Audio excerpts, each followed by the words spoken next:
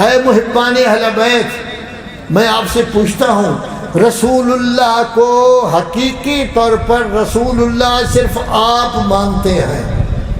آپ کا مسلک یہ ہے کہ پیدائش سے لے کر وفات تک رسول اللہ 63 سال معصوم تھے۔ ہمارے مسلمان کہتے نہیں نبوت کے بعد کو ہم دیکھیں گے، پہلے کو نہیں دیکھیں گے۔ آپ کہتے ہیں نبوت کے بعد ہر فعل ان کا قرآن کی وحی کے مطابق تھا۔ وہ کہتے ہیں 2 حصے ہیں رسول اللہ کے، ایک خاندانی حصہ، کبھی خاندان کے کسی بچے کی تعریف، اور ایک نبوت کا حصہ۔ آپ نہیں کہتے، آپ تو کہتے فقط معصوم۔ تو رسول اللہ کو بھی آپ مانتے ہیں، ام المومنین کو ماننے والے بھی اور ہیں، اور پھر مولا کائنات آپ کے پہلے امام ہیں۔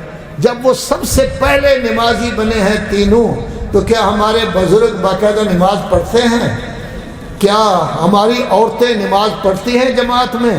کیا ہمارے بچے 12-13 سال کے 10 سال کے نماز پڑھتے ہیں یا نہیں؟ اگر نہیں پڑھتے، یاد رکھو یاد رکھو یاد رکھو، نہ رسول اللہ راضی ہوں گے، نہ جناب خدیجہ راضی ہوں گی، نہ مولا کائنات راضی ہوں گے۔ ہمیں بھی ان کی سیرت پر عمل کرتے ہوئے بزرگوں کو بھی جماعت میں شریک ہونا چاہیے، عورتوں کو بھی ہونا چاہیے، بچوں کو بھی شریک ہونا چاہیے۔ اب رسول اللہ کتنی نمازیں پڑھتے تھے؟ رسول اللہ ساری رات اللہ کی عبادت کرتے تھے۔ میری طرف دیکھیں، ساری رات اللہ کی عبادت کرتے تھے۔ حکم ہوا تھوڑا سا آرام کر لیں، یہ سورہ مزمل کا ترجمہ دیکھ لیں، ابتدائی اس میں لکھا ہوا ہے تھوڑا سا آرام کر لیں، ورنہ ساری رات عبادت کریں۔ مولا کائنات کتنی عبادت کیا کرتے تھے؟ ہر روز 1000 رکعت پڑھتے تھے۔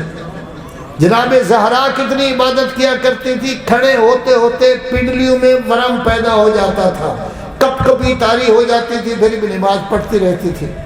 امام حسن کس قدر نماز پڑھتے تھے؟ وضو کرتے ایک رنگ آتا دوسرا چلا جاتا۔ لوگوں نے عرض کیا آپ تو امام ہیں، امام کے بیٹے ہیں، امام کے بڑے بھائی ہیں۔